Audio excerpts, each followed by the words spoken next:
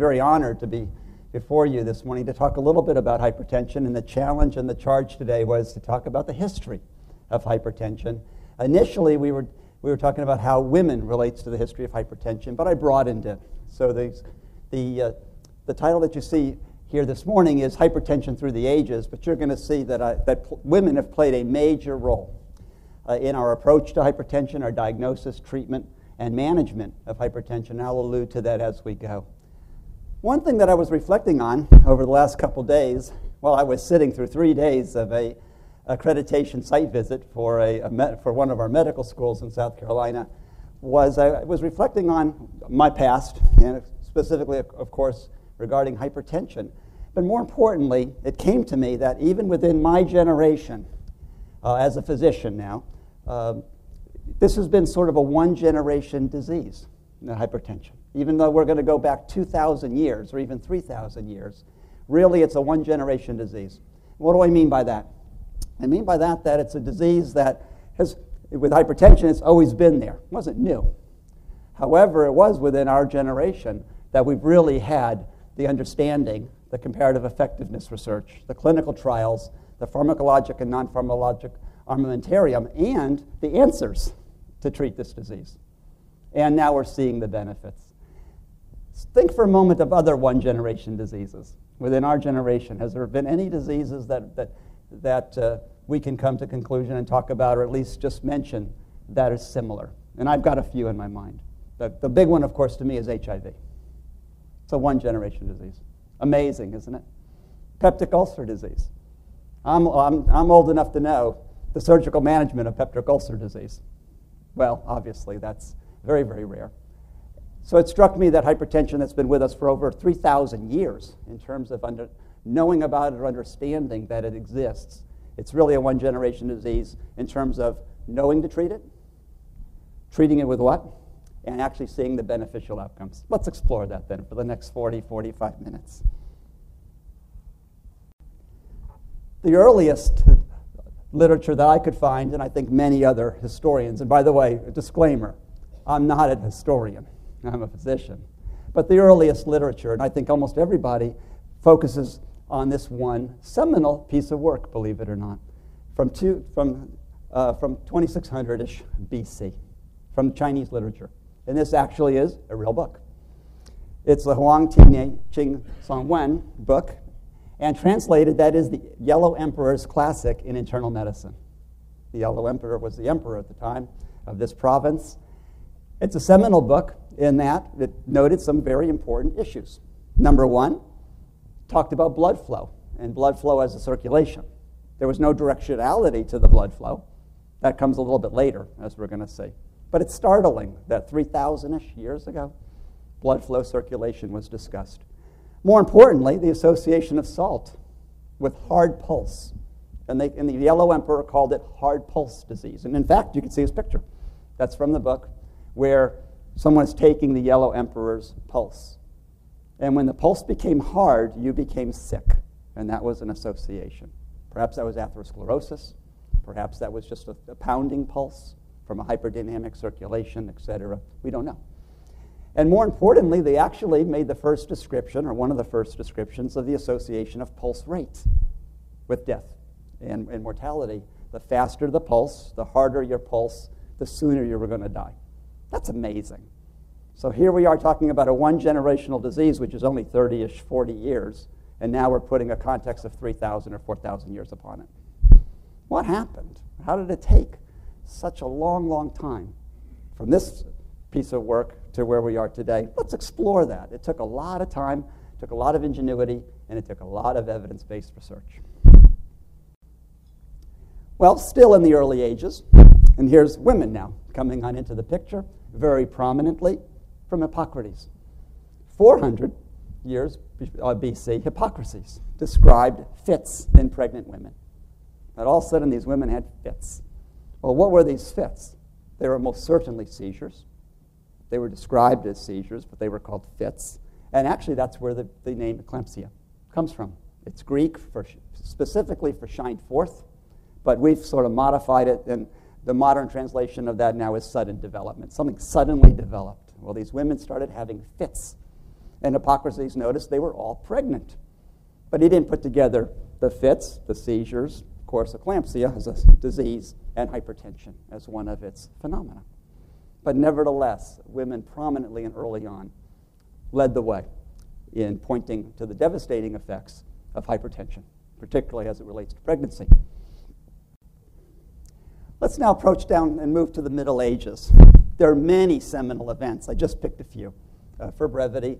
Now, these are my choices. Everybody else could have their own choices. But I think these are pretty fair choices. In 1628, William Harvey came along and made a seminal observation, if you will, and description. A good Italian, and one of our previous speakers is Italian. I have to have another disclaimer. I'm Italian. Torricelli comes along and makes an actually marvelous invention. And then the description, the invention, is put together by Stephen Hales. Well, what happened? What did these three individuals contribute? Well, this is William Harvey, as you can see. It's the classic. It's the classic description of on the motion of the heart in English, but of course it's the modus cordis in the description of the book, and it was published in 1628. What was so unique with William Harvey was it was a description about cardiac function, heart motion, heart function, but what he really did and lend itself to the hypertension field, and the future of hypertension was describing the directionality of the circulation. So we had the Chinese describing a circulation, and it took almost 3,000-ish years for the direction of the circulation to be described. And how did Harvey describe? How did he come to discover or even think about the circulation going in the right way? It was because he noticed veins. And there's this drawing of him putting a tourniquet, compressing the vein, and watching which way the blood went. And then, of course, the anatomist would dissect the veins and putting the circulation and the directionality of the observation with the fact that veins had valves. So the circulation could only go in one direction, from the arterial to the venous circulation. Torricelli then did a very, very fascinating piece of work, and I don't have a clue why he decided to do this, but he put a glassed tube, in a bowl of water, and then fixed the tube, and suspended the tube in the bowl of water. And he made an interesting observation. Over time, the water rose and went down in the tube. And of course, what was he describing? He was describing for the first time pressure, barometric pressure in this case. And notice his book. He made meticulous observations next to the apparatus, and he described that the water would rise and fall, and perhaps made those associations with the weather. But this is the first barometer, and without a barometer and without the concept of pressure, how in the world could we even measure or even think to measure the arterial circulation and or the venous circulation in the past? So this is a seminal, it's not medical, mind you, but it's a seminal event in hypertension. You can't have a manometer if somebody doesn't decide what pressure is and invent a barometer. Well, then Steve Hales puts all this together. He puts the circulation together. He puts the discovery of Torricelli together. And what does he do? Now, the biggest question about this picture is, who the heck wants to be the horse? So what Steve Hales did was train a horse. Actually trained a horse to lay down. And it was a big enough artery, the carotid artery of a horse. And notice, with Torricelli, he took the same concept, a glass tube, and he placed it in the carotid artery of the horse, and he found that the pressure, the blood rose in the glass tube, if you will, and obviously this is the very first measurement of arterial pressure. And it was so many feet in the horse. Fascinating to see that one event leads to another, leads to another, leads to another. Let's continue. Still, in what I would call the Middle Ages, 1800s to 1900s, remember how tall the tube had to be to measure pressure. A glass tube with either water or with either blood in centimeters or millimeters or whatever. Impractical. So the next major advance was the U-shaped manometer and using mercury, a heavy metal, instead of water. So now you could take something that was 10 or 15 feet tall and lower and make it something that now is more compatible with moving it around, taking it from person to person and or from place to place. And again, it was mostly to measure pressure changes in atmosphere, pressure changes in systems, but not pressure changes per se in humans at that point in time. But the U-shaped mercury manometer was seminal. And look, up until recently, and some of us probably still have some stashed away because I know we're not supposed to because of the EPA, but I bet you I could find still some squirreled away. And I'm not going to tell you if I got one or not, but it's a pretty good bet I do. But we have to do something with them because of, obviously, EPA regulations. Then let's talk about Bright, Rivaroche, and Korotkov. Now, I snuck Korotkov in here, even though it's 5 years a little over the range. It's still in that picture, in that generation of scientists, researchers, and observers, more importantly. Richard Bright. Tremendous amount of credit needs to be given to this man. What did Richard Bright do? We all know Bright's disease. So we all know it was kidney. We all know he was probably talking about acute glomerulonephritis, nephritis, etc. And he was the first to link a renal disease, whether it be glomerulonephritis, etc., actually proteinuria at the same time, renal proteinuria, and high blood pressure, an elevated pressure with cardiac hypertrophy. So really one of the seminal individuals that put a larger picture around pressure, circulation, an organ, the kidney, and of course now another organ, the heart, putting pressure between the two, that there was some possibility that the high blood pressure was affecting both organs. Rivaroche, probably one of the most, again, another great Italian, took the previous inventions of Pucelli, barometer, mercury, etc., and really invented the first blood pressure measuring apparatus. In 1896, Rivaroche invented the mercury manometer and linked it to a blood pressure inflatable cuff. So now you could actually determine, this could only determine the systolic blood pressure at the time, but it was the first time a simple apparatus, cost-effective apparatus, could be then used in various places, on various individuals, etc., and very simplistically. So it was really Rivaroche that actually invented our ability to measure blood pressure non-invasively. No more Stephen Hales with long tubes and horses. And Korotkov, of course, then took that one step further a few years later and linked it to oscillatory measurements. And first, you can see, this is in English, but it's a translation from his first description in 1905 of the oscillatory measurement of blood pressure. And obviously, he actually even then described and drew the phases that we obviously now know. And of course, we've concluded and settled on the fifth phase. So we always know now the diastolic is the fifth Korotkov sound. For many years, it was the fourth. And of course, he also described the first Korotkov sound, which is the systolic blood pressure. So now, for the first time, we have a gold standard. We have the first and then the fifth Korotkov sounds, and now we have systolic and diastolic blood pressure. And now we're measuring blood pressure for the first time in a large number of individuals, or at least have the ability to measure blood pressure in a great number of individuals very inexpensively, obviously across distances, geography, etc., and it can be standardized. This is huge, but still, it's not hypertension. But all of this had to happen before we could even talk about the potential elevation in blood pressure. You first have to measure it. What about women during this period, during the Middle Ages? Played a very, very prominent role. Charles Lever, colleague of Bright, knowing Bright's work, then took proteinuria, became very interested in proteinuria, and actually then started measuring eclamptic women's urines and described proteinuria in women that had eclampsia. And he separated the proteinuria of pregnancy and differentiated it from the proteinuria in renal disease, in Bright's disease, and proposed that these were two completely different syndromes and pathophysiologic processes and pathogenic mechanisms. Still, women playing a predominant role, and of course, it's very logical that it usually revolves around pregnancy. in these periods of years.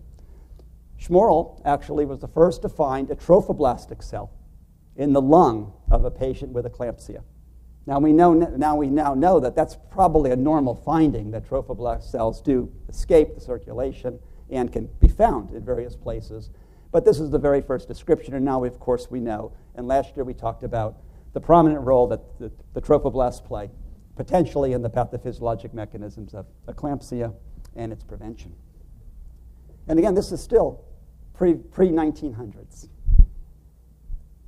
So now let's go to a little bit more recent age. And what have we done with this information, which is actually the more important question? Armed with all of that knowledge, and now the ability to start measuring blood pressures, we have a tremendous problem. What do we do with these blood pressures?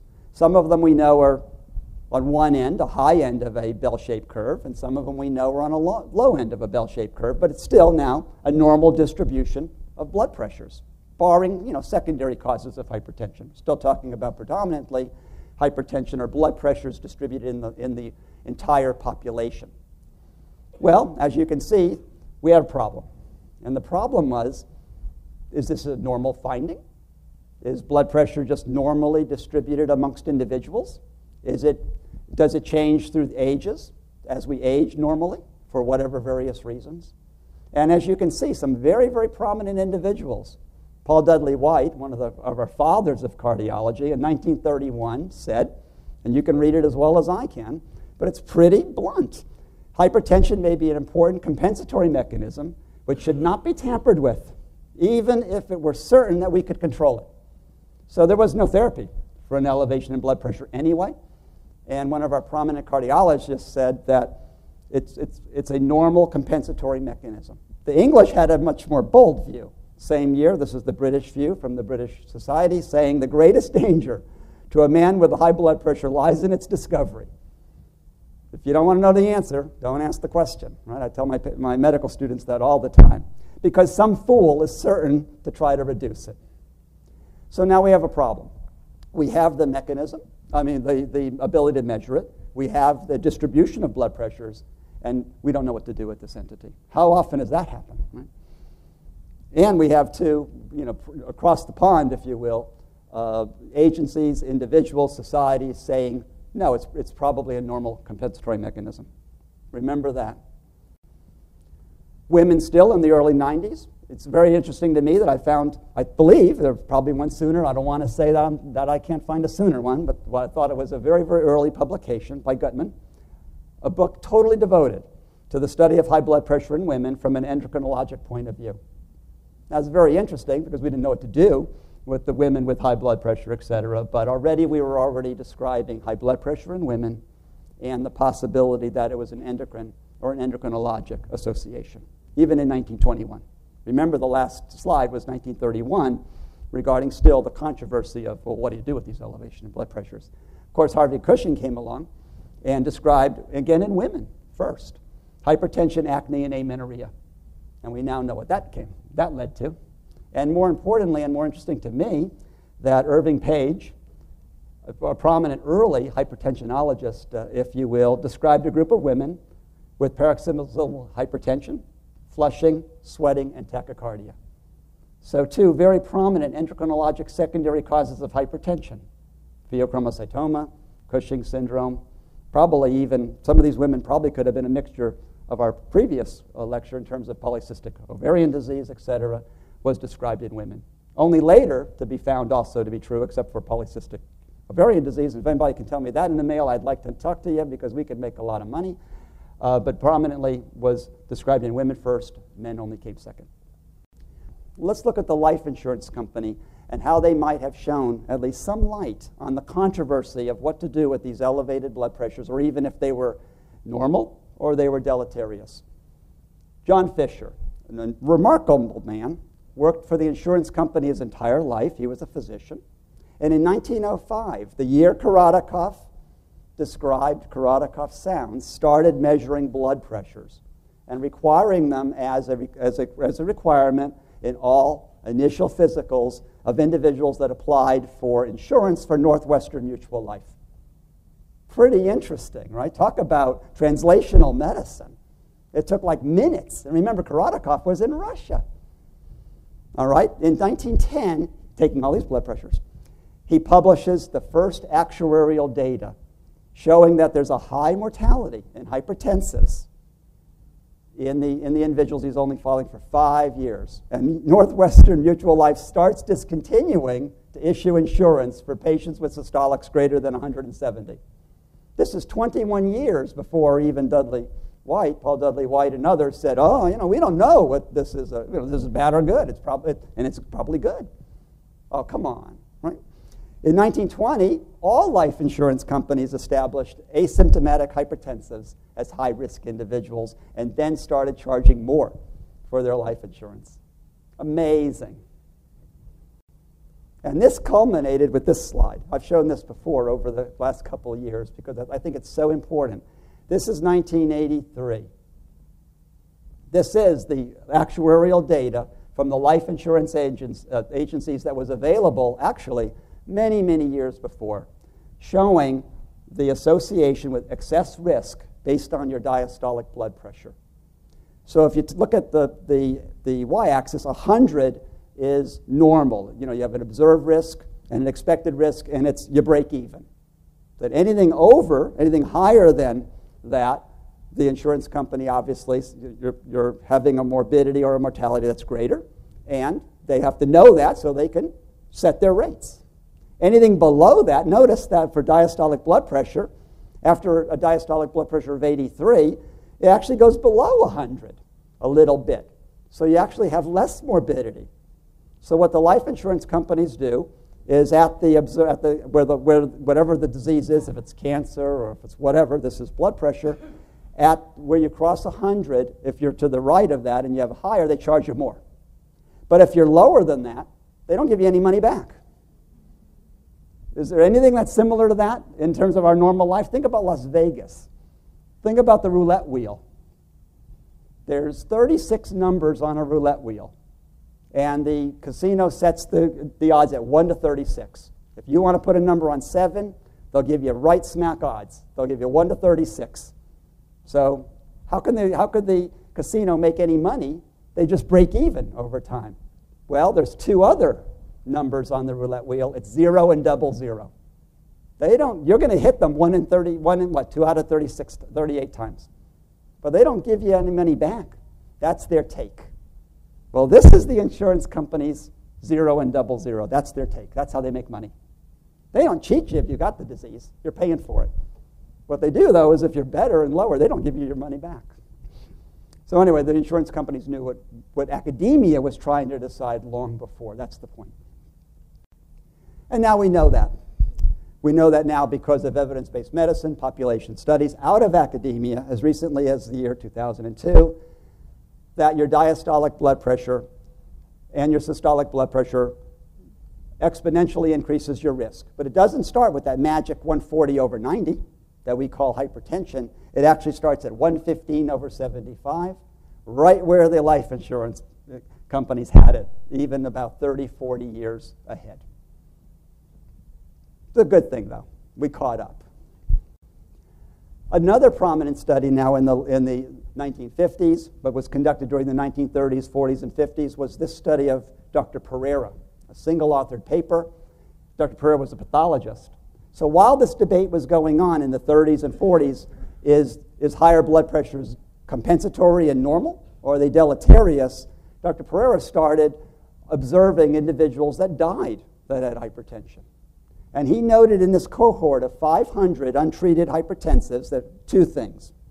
One seminal observation was that the mean onset of the elevation in blood pressure was 32 years of age, and your age of survival after that was 20 years, to age 52. Even in the 1930s, 40s, and 50s, that was premature mortality. So Dr. Pereira described over a course of 3 decades that hypertension or an elevation in blood pressure is a mortal event, not a normal compensatory event. And more importantly, once a target organ was affected, and Dr. Pereira actually described the target organs, the heart, the brain, the kidney, and the vessels, could have put the eyes in there as well, your survival was markedly foreshortened, as you can see on the right-hand portion of the slide. Your mean age of survival, for instance, after congestive heart failure and elevated blood pressure was only 4 years, whereas the cohort in general was 20. So he described 2 seminal observations. The Heart Association now starts to weigh in, and I love this one. I feel like sending this to my president. I feel like sending this to my Board of Trustees chair. Say, we need to take these recommendations into consideration. In 1957, this is the first, that I believe, Heart Association recommendations for females and males. They specifically said this was for both genders. If you had high blood pressure, and this is preventing heart disease. Well, first thing is, try not to worry. I love that one. But it gets better. We just heard about obesity in adolescents, and yesterday obesity in adults. Keep your weight normal because overweight overworks the heart. In 1957. Follow your physician's advice. Decrease smoking. In 1957. Right? Get plenty of sleep. And I just love this one. Take 1 to 2 naps per day. Well, I would love to do that in the middle of a board meeting, at South Carolina. I'm going to raise my hand, Mr. Chairman, it's my time for a nap. That ain't going to happen. Or if it does, I'm going to be taking a permanent nap. Choose sports, but don't choose any that are competitive. That's bad for you. And I love this one. These are real. Rest before you are tired. Well, I'm going to be tired if I want to rest now. Can I rest now? Because I'm going to be tired. I just love it. But really, they're important because now we have another organization, a public organization, also weighing in the late 1950s, saying it. We laugh at these and we have fun with these today, but they're still as true today as they are. Naps are coming back. If you haven't missed that one, there's been real evidence, really very, very good evidence that a short 10, 15-minute nap in the mid-afternoon actually increases worker productivity, et cetera. So it's just a lot of fun.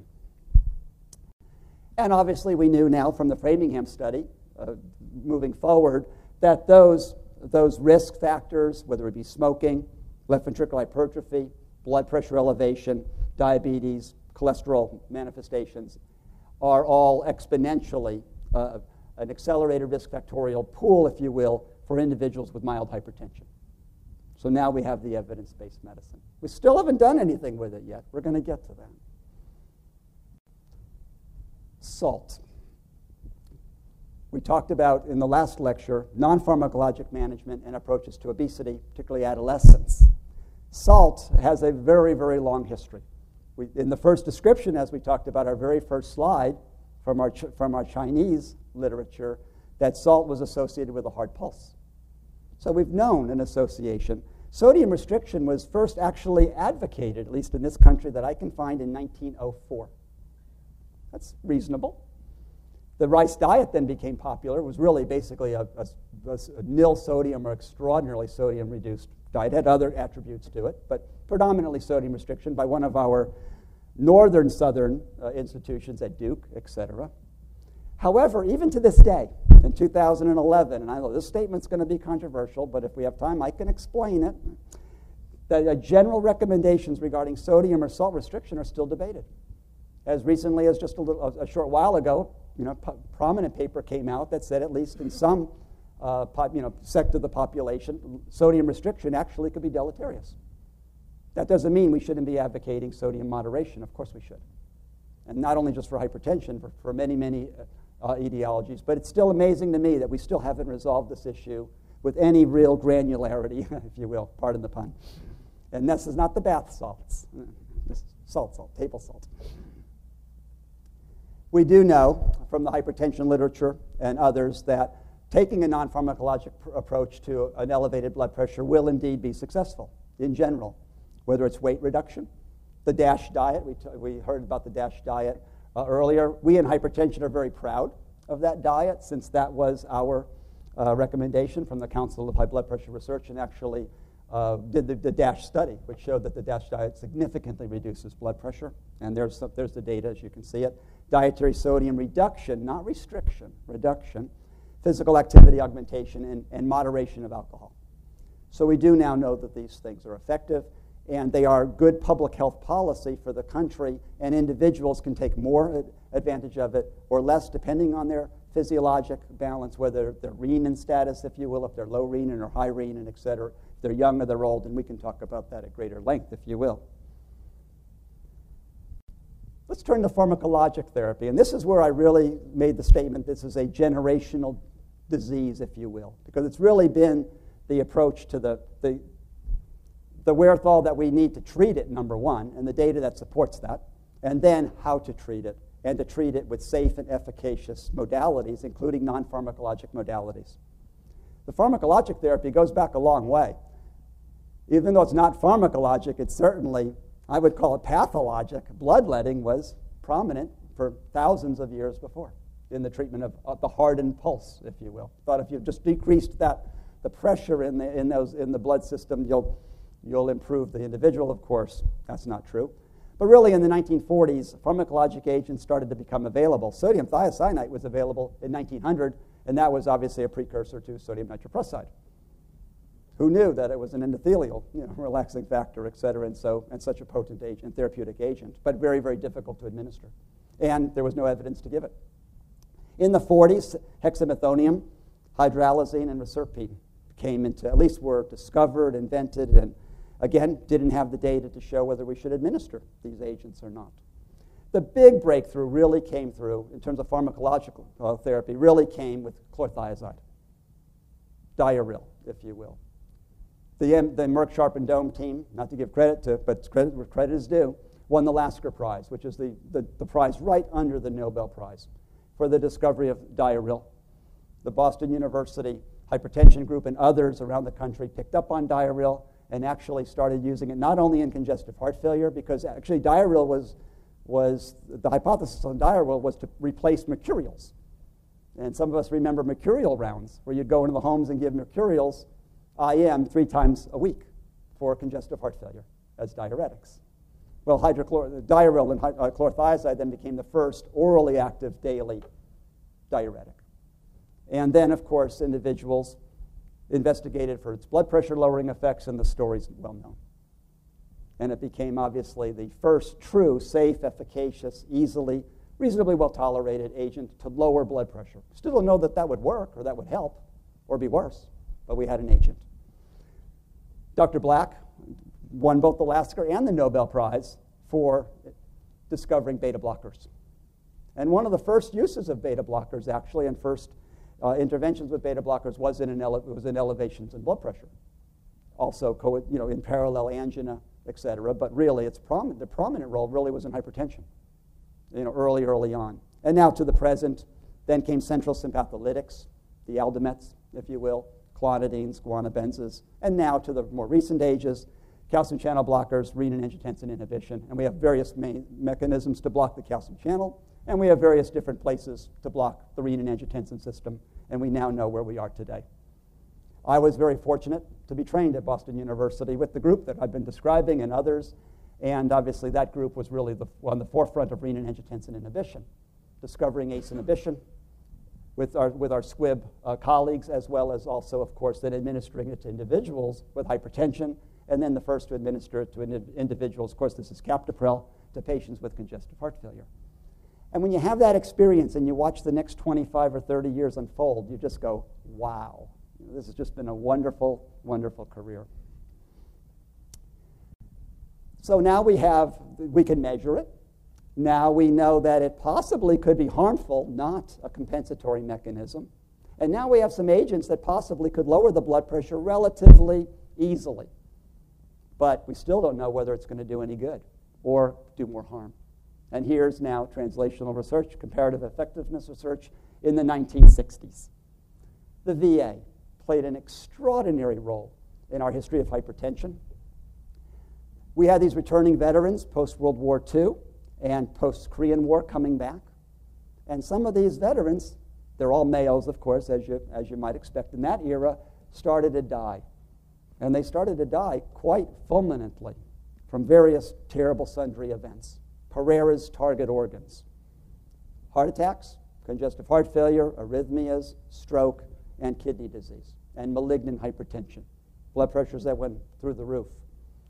the VA started saying, well, wait a minute, let's do a study.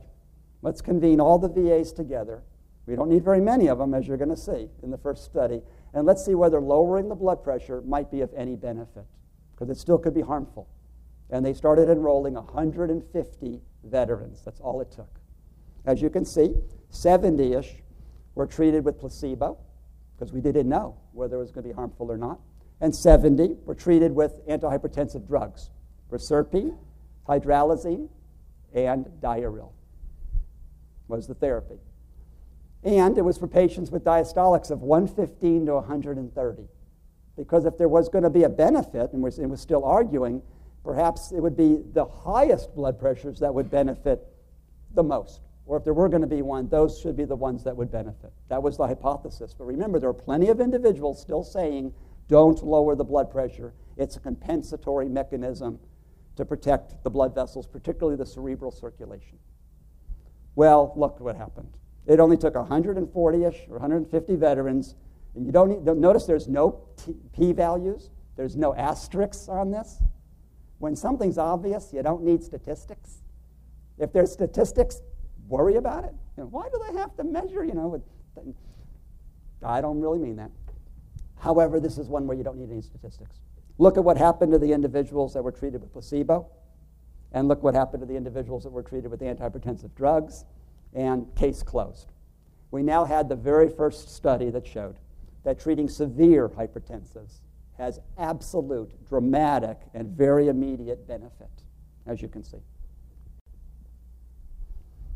I'm particularly fond of this slide, but I'm prejudiced. This is two individuals, Kiefer and Wilkins, both physicians at Boston University.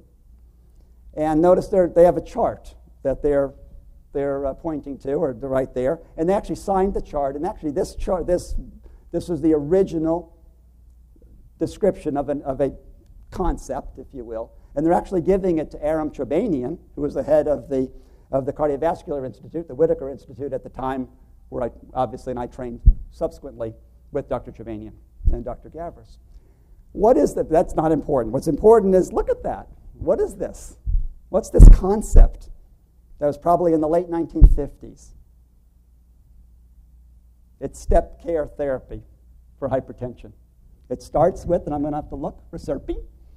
So if you start with reserpine and it doesn't work, you move up to Veritrim, a very unusual drug that actually stimulates, if you will, the carotid sinus to send lots of nerve traffic to the brain, thinking the blood pressure is elevated, so the brain reflexly tries to lower it.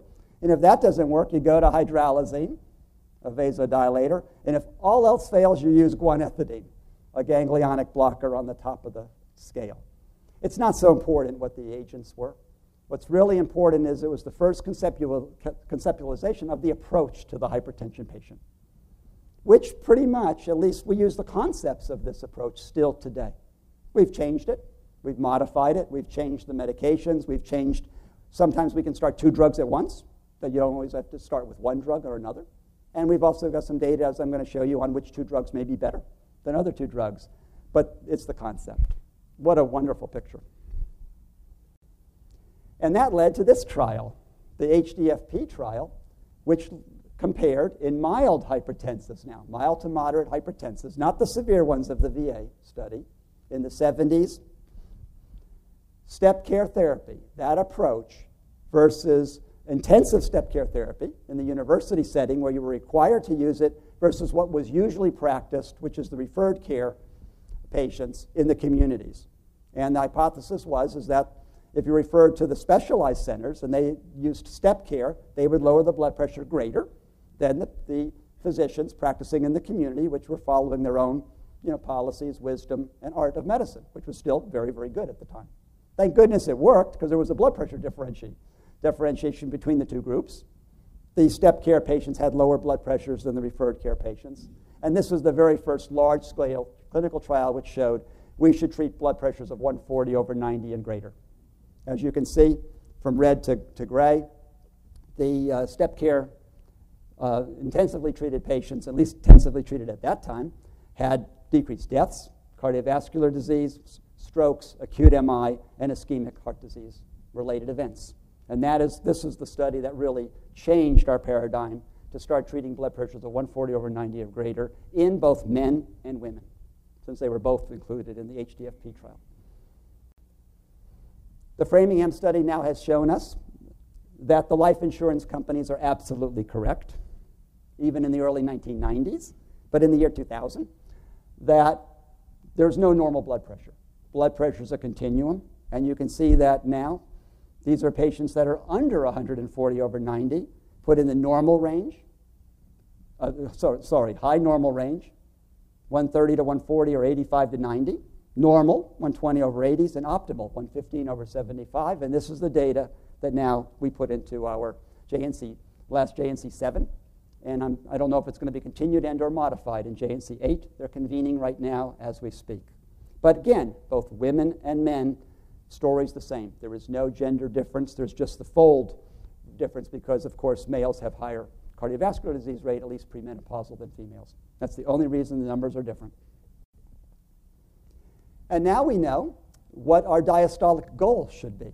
When we start an individual in our practice at 150/95, what should our goal be if they have no other concomitant disease?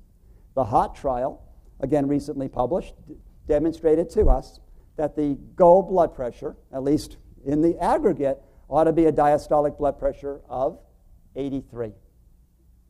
Where did we hear that 83 before? From the life insurance agencies 30 years before the HOT trial was the optimal blood pressure. Very interesting. But not so in diabetics.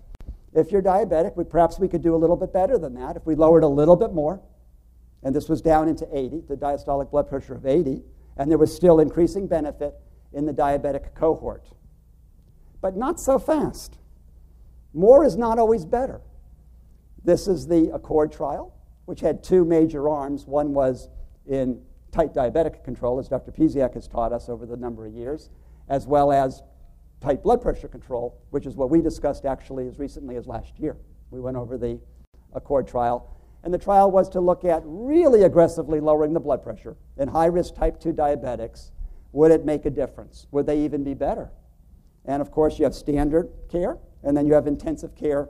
And this was based on systolic blood pressure, and you can see there was a substantial decrease in the two groups, difference with intensive blood pressure control being attainable, being done safely, and obviously it was sustained over the 7 to 8 years. What a surprise, however, that most of the endpoints showed no difference. You don't have to look at this, but you can take my word for it. Most of the endpoints showed no difference. And actually right now, presently, we do not have data that says we should intensively treat. Now, that is to systolics of less than 120, our diabetic population, because it didn't make a difference in primary outcomes. It didn't make a difference in non-fatal MIs and or death from cardiovascular causes. But I would caution you when you read in your medical journals and or in our society publications, which are all going to truthfully portray the core trial, that there was one difference.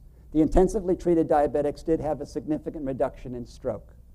I'll bet it was very small. And you need a p-value to prove the difference. But nevertheless, it's there. And that's something that we're still talking about, discussing, and questioning. We also know that there's a difference between the systolic and the diastolic blood pressure in terms of prognostication. If Paul Dudley White talked about the fact that high blood pressure was a normal compensatory mechanism in the 30s, I was even talked to in medical school in the 1970s that the systolic blood pressure elevation was a normal compensatory process. We knew to treat the diastolic blood pressure, but don't go treating the systolic blood pressure because we have to perfuse the brain. So even in the 1970s and late 1970s, that was still the common dictum, and that was what I was taught. And I was taught by the former head of the FDA, Arthur Hayes. And he was a hypertensionologist. So what Dr. Hayes said, you believed. Trust me. And it was absolutely the dictum of the day. Not true, of course. When we actually do the clinical trials, this is the systolic hypertension in elderly trial, the first to show that, number one, you can effectively and safely lower the systolic blood pressure in our elderly population with diuretic-based therapy. This was chlorthalidone. And as you can see, active therapy went down greater than placebo. So it was achievable. And actually, the endpoints were significantly reduced. So this was one of the first trials, if not the first trial, to show that you can safely and effectively lower the systolic blood pressure and significantly reduce stroke, coronary heart disease, heart failure, cardiovascular disease, but not death. It didn't have a significant effect on death. Perhaps it was underpowered, or perhaps it was just they were younger elderly patients. Nevertheless, this was a paradigm shift in our practices, because now we were told treat the systolic blood pressure initially greater than 160, and now we're told to approach and treat the systolic blood pressure greater than 140 with reason, with individual judgment, etc., and caveats. Now we know, however, even more recently, that in our very elderly patients, because then the question became, well, what if you're 80? What if you're 85? Is it still effective or harmful to treat the systolic blood pressure, the systolic hypertension in our very elderly patients? And of course, the Harvey trial conclusively demonstrated again that you can do that. Active treatment can significantly and sustainably lower the blood pressure compared to the placebo group. And more importantly, these results were even more impressive in terms of showing significant reductions in stroke, death from cardiovascular events, and death from stroke, but for the first time actually demonstrated a significant reduction in mortality that we could not show, or we did not show, in the SHEP trial. Why is that? I happen to believe that these individuals are closer to death. So if there's going to be obviously a reduction in death and death benefit, it would be powered more easily to demonstrate it in this population. But nevertheless, it is what it is, and it's wonderful news. So we don't know about 85 or greater, or 90 or greater, but we're getting there. So what lessons have we learned? We've learned that to really significantly lower the blood pressure, particularly with concomitant diseases, that we need to use multiple antihypertensive medications. And when you use multiple antihypertensive medications and you also have diabetes, hypercholesterolemia, obviously the metabolic syndrome that our previous speakers have talked about in adolescents or adults, it becomes very difficult because they're on 4 or 5 other medications at the same time. And that's problematic, not only from a cost basis, but from a compliance basis. Dr. Hayes, also my pharmacology teacher when I was younger in medical school, also taught me that if a patient's taking more than 9 pills a day and they're telling you they're taking all their medications, they're lying. It's not possible. And that's a problem that we must confront. And what have we done? How's one opportunity to modify that? And that is now to use fixed combinations of pharmacologic agents. Things that I was taught this was absolutely verboten. This was voodoo. You're not a real doctor if you're not titrating the drugs and individualizing the doses, etc. Well, again, another totally appropriate understanding at one time that's totally now changed with paradigm shift, comparative effectiveness research and clinical trials to demonstrate otherwise. This is, of course, the ACCOMPLISH trial, which looked at a calcium channel blocker amlodipine combined with a ACE inhibitor benazepril, as well as hydrochlorothiazide combined with benazepril in terms of combination therapy from the get-go. And demonstrated not only does the combination therapy work, of course we knew that from smaller trials, but more importantly in this trial demonstrated that patients that are on the benazepril plus amlodipine combination versus benazepril and hydrochlorothiazide with the same level of blood pressure reduction have better outcomes.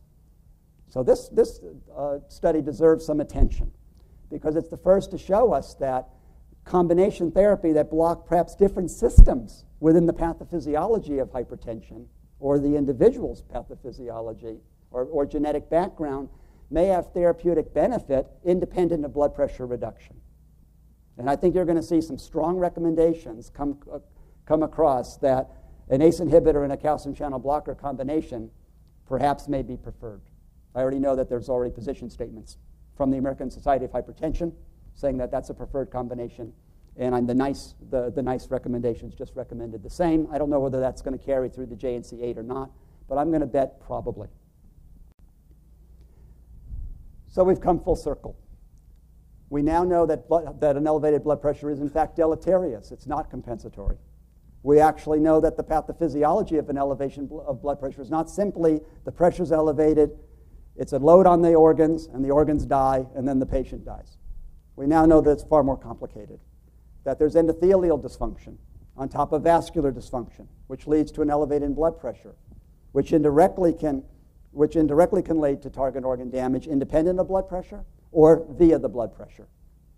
And it is this paradigm, I think, that makes it so wonderful to have participated in at least the last 30-ish years of the approach to this problem, this huge public health entity, and this disease state. And we still have a long way to go. Well, we've reviewed the past, and this is the past. Does anybody know what this is? Quiz. I could have done that ABCD thing, but then I saw Dr. Piziak do it this morning, and I said, I'm even worse at technology than Dr. Piziak, so I chose not to. What is this? Anybody know? It's not an execution, but it is a medical student. Look what they used to know. I'm teasing about that. I'd like to believe this is a medical student before informed consent. So here's the poor medical student sitting in a chair, putting his hand in 2 buckets of solutions. And then they hook them up to some wires, and someone's going to pull the switch, which is exactly what they did. Unfortunately, the good news is the electricity is not going to the body. The electricity is coming to the apparatus. It's the first EKG. And that's what this is. This is an EKG, and you can see it. It's amazing. The electrolyte solution was potassium iodine, because it actually conducted the body electrical events, and they were recorded, as you can see. We've come a long way from this EKG apparatus, right? Well, let's summarize and say, how are we doing with all of this? 3,000 years, where are we today? And let's put a grade on it. And again, this is a generational disease even by the basis of this data. This is the first data we've been tracking since the late 1970s, early 1980s in the NHANES project, which is an NIH-funded federal study looking at just distributed geographic and racially and ethnicity-based populations of all kinds of things, one of which is hypertension. Well, in 1988 to 1994, 24% of the population, it was prevalent in 24% of the population. And over the years, the next couple decades, it's increased, but hopefully it's leveled off. I don't believe it, but I'd like to believe it. I'd like to be Peter Pan. That's to 29%. Awareness started at 68%, meaning if you had hypertension, 68% were aware. It went to 70%, not so much an increase in a decade, but the last report was just this recent, in 2008, showing 81% of our population is now aware they have an elevation in blood pressure. They have hypertension. That's good news. Treatment, if you were aware and you were under treatment, it was 54%, increased mildly, probably not significantly to 59%, but has had a big jump in the last decade to 73%. And finally, what we really care about is control. And control is less than 140/90. Control rates were dismal in the late 1980s, early 1990s, 20-ish, 25%, increased only moderately to 34%, and has made a bigger jump in the last decade to 50%. So if we just judge where we are, and this is the latest data we have as a nation, that we have a prevalence of 30%, awareness of 81%, under treatment, close to that, 73%, and 50% controlled. Let's give it a grade. How many think that this deserves an A grade? We should give all of ourselves, and I mean that's not us in the audience, the country, an A. Any A's? Okay, I'm glad at that. We're not satisfied. We're not going to sit on our laurels and take it, just pat ourselves on the back and say, job's over. How about a B? Any B's? Oh, come on, we're not that bad. All right, I can't even get out a B. How about a C? Yeah, I'd give it a C. A D, and you're allowed to give lower grades than the guy up here giving the lecture. And an F. No, we're not failing. I think that by even virtue of the hands, we've made a huge amount of progress. We still have a ways to go, but actually I think that we've done the heavy lifting. We've done the heavy lifting in terms of diagnosing, managing, appreciating it, the epidemiology, the public health, pharmacologic agents, and there may still be newer ones to come. But now we've got that last bit to go. And so the heavy lifting science-wise and public health-wise has been done, but that last 50% is going to be tough, especially as we have concomitant diseases, et cetera, if we don't approach this as a collaborative effort with approaching diabetes, obesity, metabolic syndrome, coronary heart disease, and lifestyle modification, et cetera. But all that hopefully is going to be ongoing.